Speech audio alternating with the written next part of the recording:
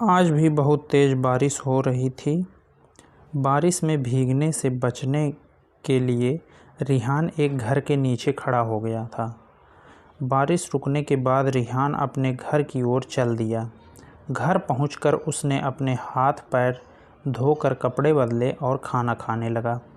खाना खाने के बाद वह छत पर चला गया और अपनी महबूबा को एक मैसेज किया और उसके जवाब का इंतज़ार करने लगा। छत पर चल रही ठंडी हवा ने रिहान को अपने आगोश में ले लिया और वह किसी दूसरी ही दुनिया में चला गया। वह अपने प्यार के भविष्य के बारे में सोचने लगा। रिहान तबस्सुम से बहुत प्यार करता था और उसी से शादी करना चाहता था। तबस्सुम के अलावा वह किसी और के बारे में सोचता भी नहीं था।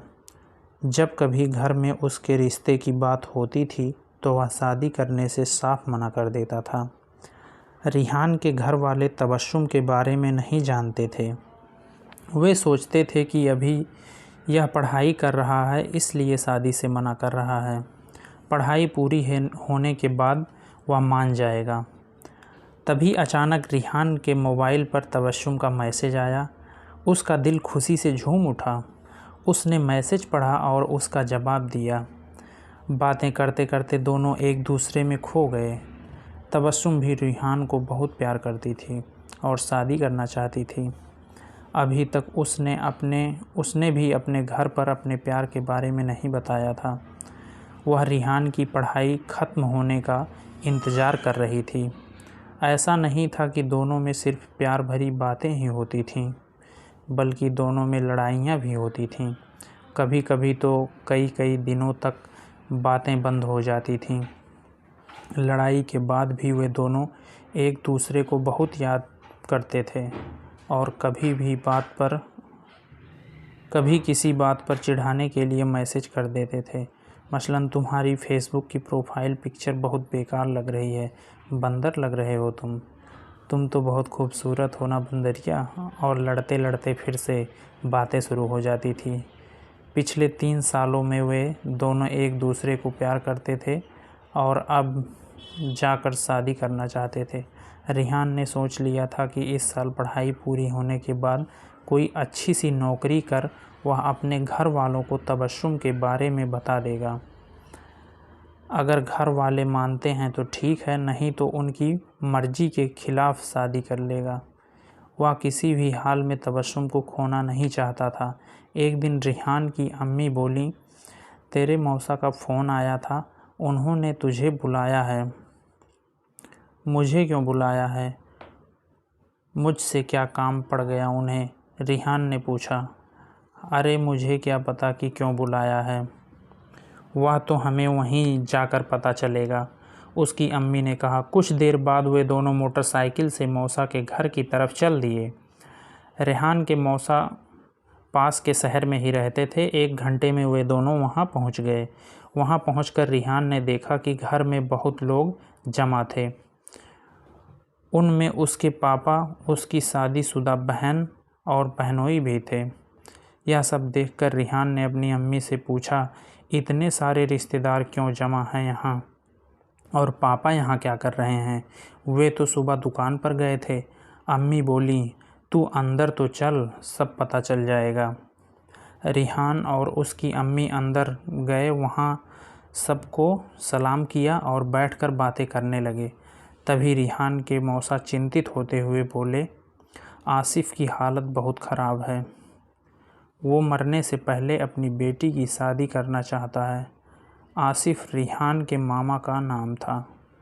कुछ दिन पहले हुई तेज़ बारिश में उनका घर गिर गया था।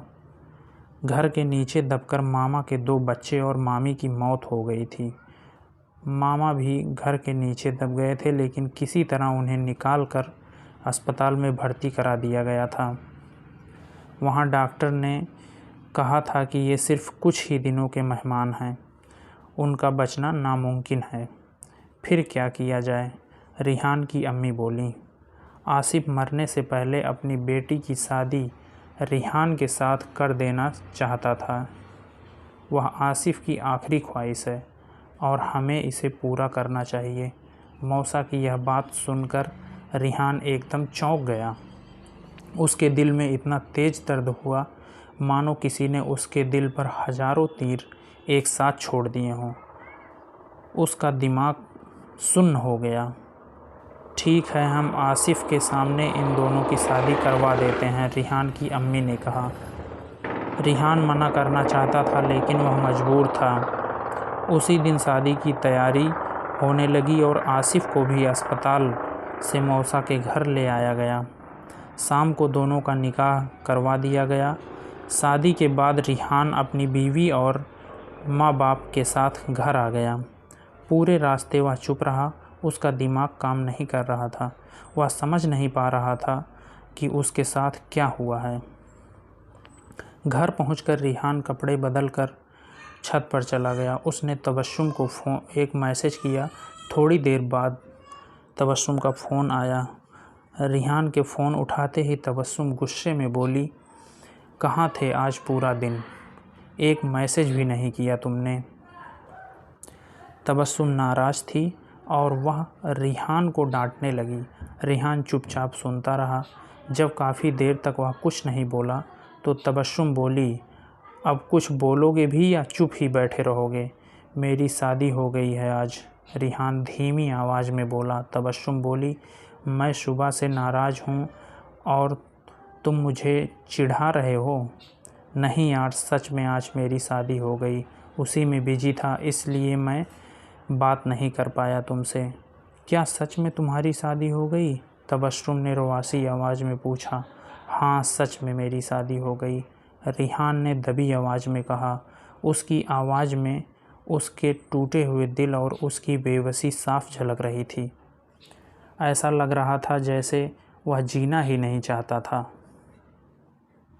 तुमने मुझे धोखा दिया रिहान, तबस्सुम ने रोते हुए कहा।